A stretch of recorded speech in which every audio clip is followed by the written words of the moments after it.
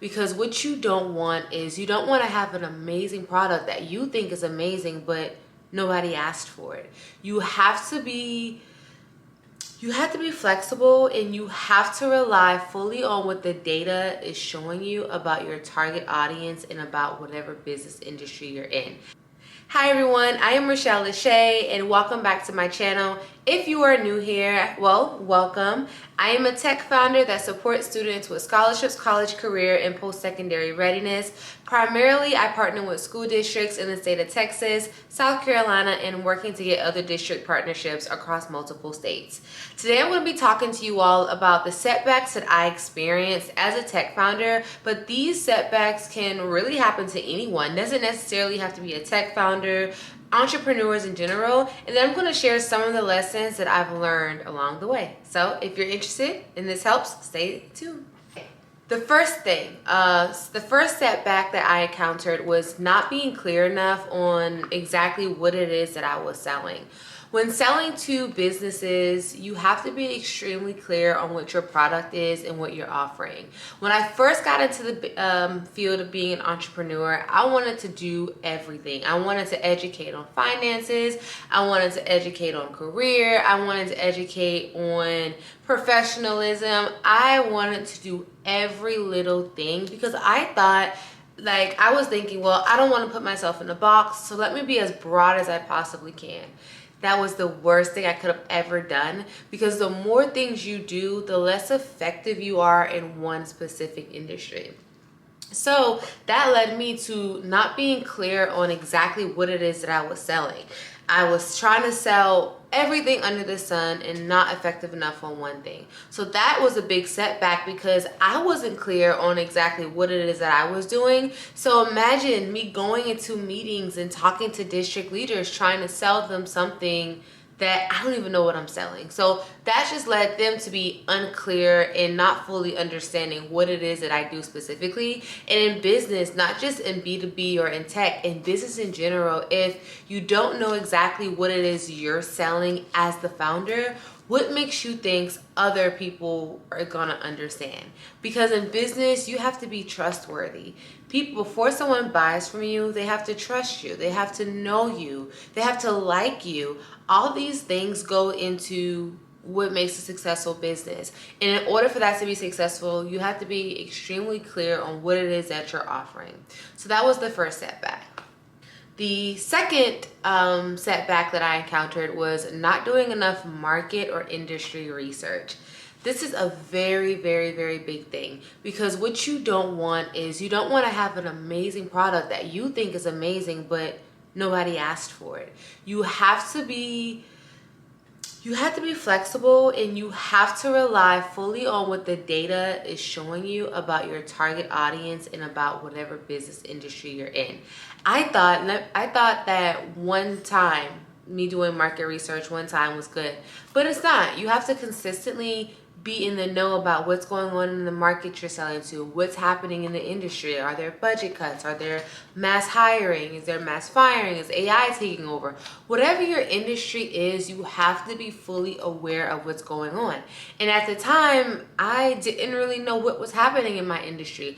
I knew that it was a big industry. I knew that there was money to be made, and I knew that people needed help. That's all I knew.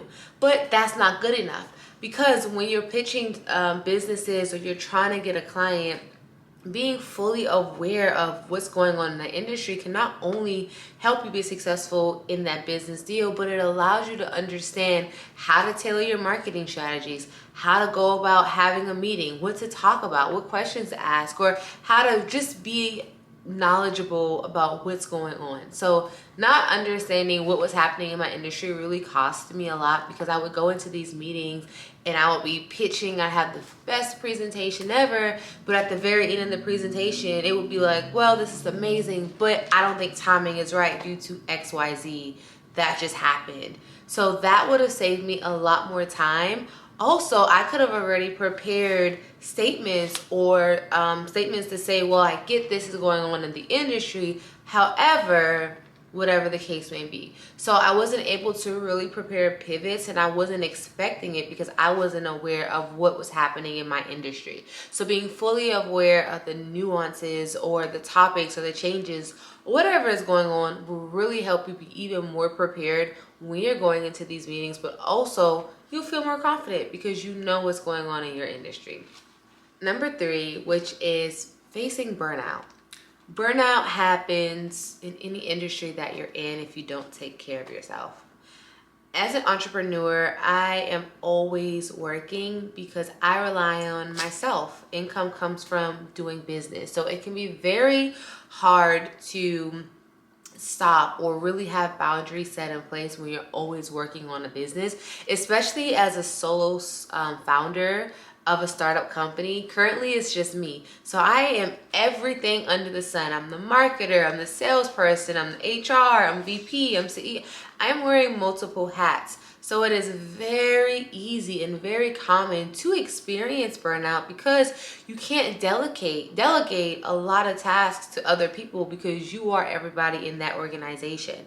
I would look up and I would be working from Sunday to Sunday, 24 hour, or maybe not 24 hours a day, that's kind of a bit extra, but I was working multiple hours a day without really taking a step back and just to breathe.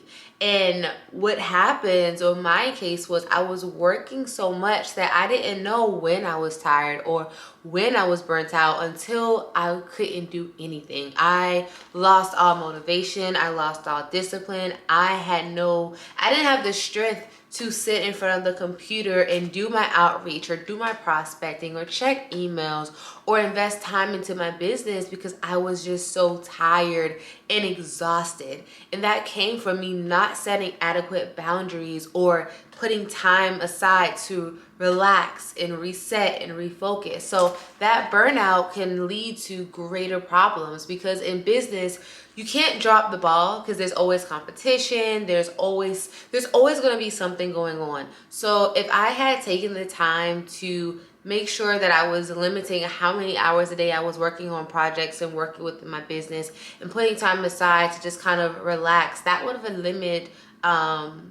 eliminated the burnout feeling that I had. So that was the setback, which is burnout, because when you're not working, you're not necessarily making any progress. And that's what was happening to me. I wasn't able to work. I wasn't able to do anything because I was just so burnt out. So that was the 3rd setback.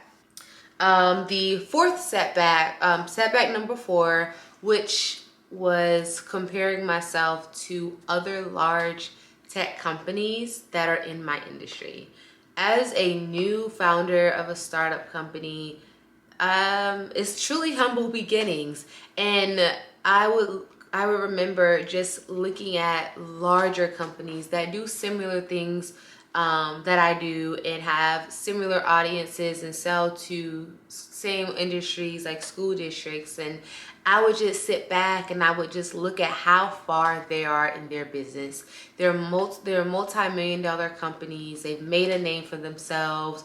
They're working with school districts. I can recall I was calling up a couple of school districts saying, hey, my name is Rochelle. I do X, Y, and Z.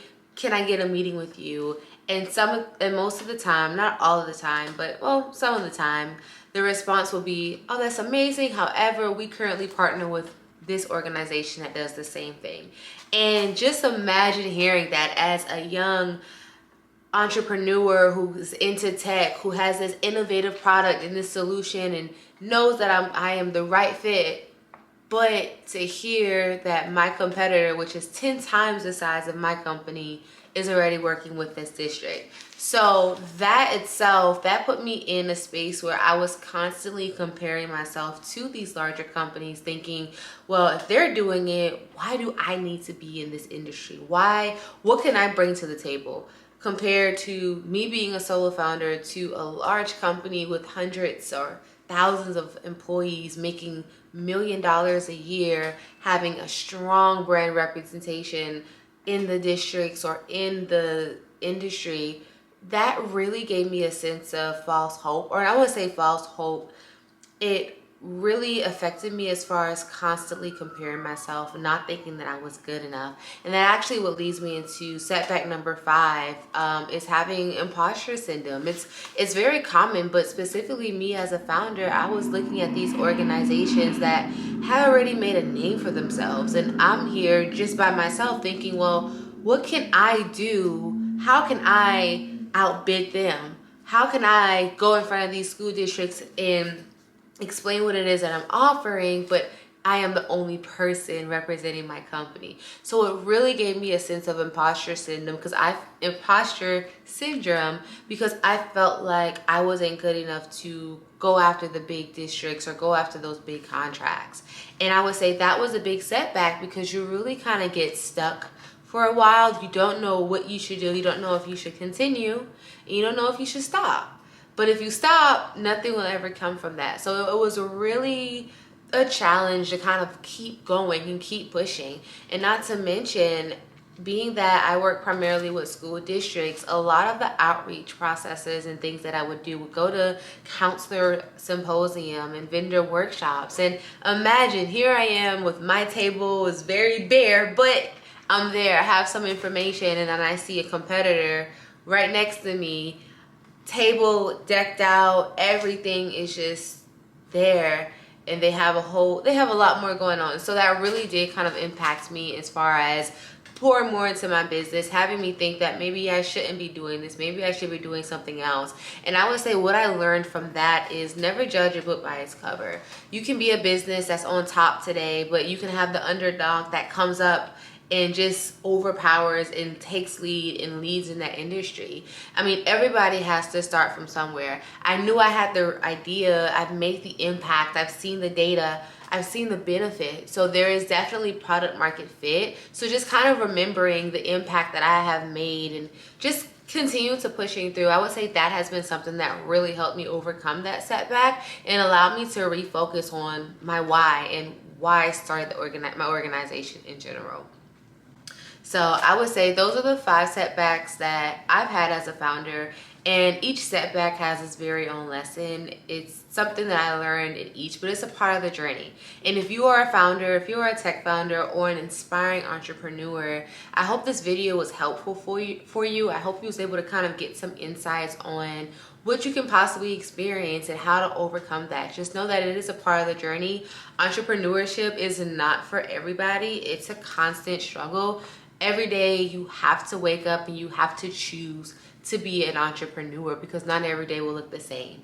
So that's all for this video. If you have any topics that you all want me to speak about or anything that you want me to share about my personal journey of building a tech startup, please drop it in the comments or send me an email. I would love to share the insights and knowledge that I've learned throughout the years that has truly helped me develop into the individual that I am today, but also helps me grow my organization. So I am Rochelle Lachey. Thank you for watching, and I'll see you in the next video.